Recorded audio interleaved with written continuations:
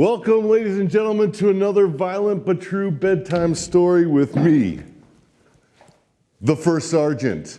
Boy, have I got a story for you. Let's get right to it, shall we?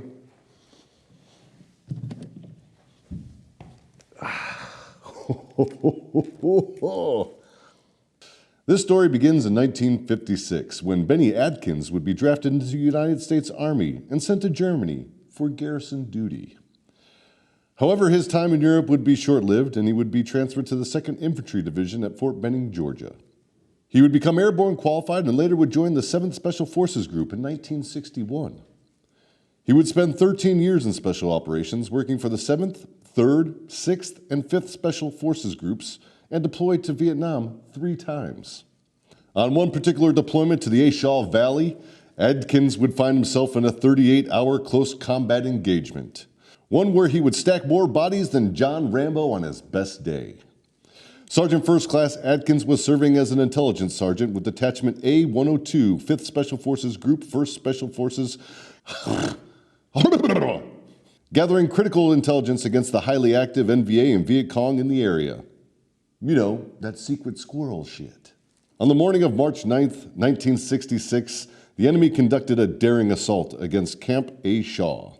His direct contribution to the intel gathering was showing 4 enemy battalions gathering on Camp A Shau. The assault was sprung by enemy mortar fire that severely damaged the camp's defenses, followed by coordinated heavy machine gun fire, rockets, and swarming infantry. Rushing through intense enemy fire, Adkins made his way to a mortar pit and began returning fire. Putting warheads on foreheads, baby. Adkins smoked his weapon system and provided an opportunity for his teammates to organize. Learning that there were wounded in the center of camp, Adkins turned the mortar system over to another soldier and made a daring attempt to rescue the wounded. The enemy would have provided him no easy route, as machine gun fire tore through the camp, along with destructive and accurate mortar fire. Adkins would rescue the wounded and carry them to the casualty collection point while snipers tried to pick him off. Having had enough of playing defense, Adkins would organize a small team and take the fight to the enemy. While operating outside of the wire, he would again put his life in danger by drawing fire as his team would rescue another seriously wounded teammate. It wasn't going well for the guys at Camp A Shau. Ammunition and supplies were depleting, and the wounded were stacking up. Adkins had returned to camp with the wounded only to learn that an airdrop had landed off target carrying critical supplies. Again, he would organize a team to go recover the critical supplies. He would hack and slash his way through the enemy and successfully recover the drop. However, the battle was going south fast. During the night, the enemy would make raids against the camp, unsuccessful in their attempts to overrun the perimeter. Dawn would bring hell. The enemy would make a final push against the Americans, and within 2 hours of the assault, Adkins would find himself with a very small group of able fighters. He would once again be back on the mortar systems, dropping steel upon the enemy. His position had been compromised, and counter-mortar fire attempted to destroy his position. Mortar rounds impacted all around Adkins. He would take shrapnel injuries to nearly every part of his body. However, that did not keep him from effectively employing his weapon system. He quickly depleted his rounds and moved to a recoilless rifle and rocked that son of a bitch with furious anger.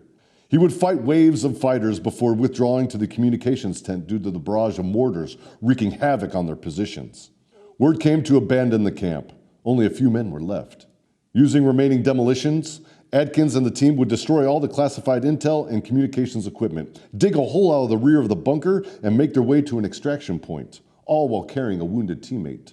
As if things couldn't get worse, Adkins would make it to the extraction point to learn that they had missed the helo, and they would have to hump out with thousands of NVA and Viet Cong swarming the area. The team would evade the enemy for over 48 hours as they traversed the dangerous jungle and returned to friendly lines. It was said in the battle, Adkins would personally be responsible for the death of 135 to 170 enemy fighters, while sustaining 18 different injuries to the body. Adkins would be awarded the Medal of Honor on September 15th, 2014. He would also be inducted into the Pentagon's Hall of Heroes that very same month. Wow, I'm exhausted, but it sure has got my mortar tube hot and bothered. Good night, kids.